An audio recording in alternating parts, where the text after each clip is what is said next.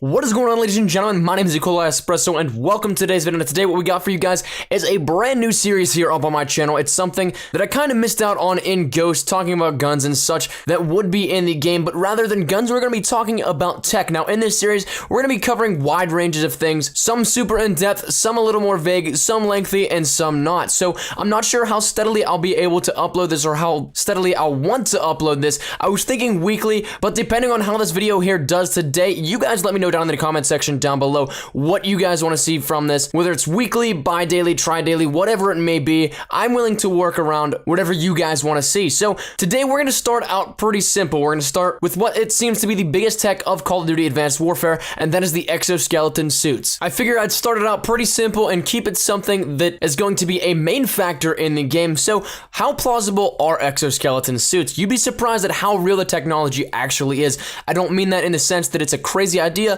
but rather how far along exosuit technology actually is. Now, the development for these super suits started in the early 1960s, but at the time, the idea was not the origin of the air quote super suit. That came from a novel in 1868 by Edward Sylvester Ellis entitled The Steam Man of the Prairies. Now, the idea was a humanoid that towered over people and could push carts at 60 miles an hour, and of course, because of the time period, terrorized Indians as well. So the idea took conceptual form first in 1961, which happened to be 2 years before Marvel Comics' Iron Man was published and put out into the mass media. Now, this happened when the Pentagon became interested in robotics for wartime. They wanted a human tank equipped with power steering and power brakes. This was the first real time we saw an interest in these exosuits, so they did initially come for the idea of military use. The idea to use them to help others outside of war came later. Now, most of the initial proposed designs were immediately shot down. The computing power necessary was just not available at the time. There was no processor small enough, and there were no parts that could fluently move with the movements of the user. Now, it wasn't until the 90s that viable options for these suits could be developed,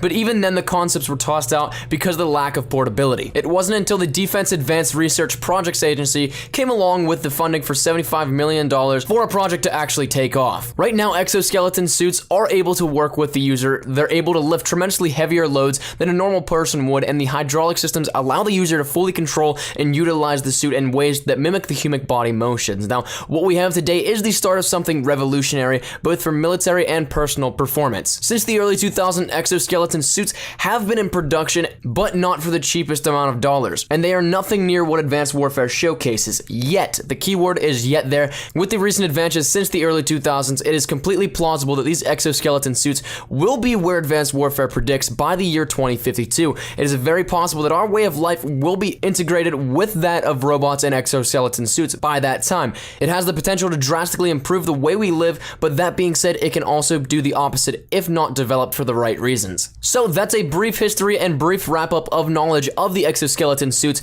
and getting you guys a little bit of more background information going into Advanced Warfare on what the plausibility actually is of these suits. Like I said, they're quite plausible, and I really do expect by 2052 we'll have something maybe not as integrated into our lifestyle by then, but something close, something more plausible, and who knows, maybe we'll even be further advanced by then. That's been my time, ladies and gentlemen. Thank you guys so much for watching. Hope you guys did enjoy this first episode of this series. Like I said earlier, let me know what you guys think down in the comment section down below. When do you guys want me to upload this? How soon? How often? Whatever it may be. If you did like the video, please leave a like rating down below. Any shares to your Facebook, Twitter, and or MySpace if you're OG like that, always greatly appreciated. If you're new here, be sure to subscribe for the best of Call of Duty Advanced Warfare content. I have a ton of stuff still coming, guys. Any news and information that we get, you guys know exactly where to find it right here up on my channel first thing. So thank you guys once again so much for watching. As always, I hope you guys are having a great day. I shall see you guys tomorrow. Take care and peace.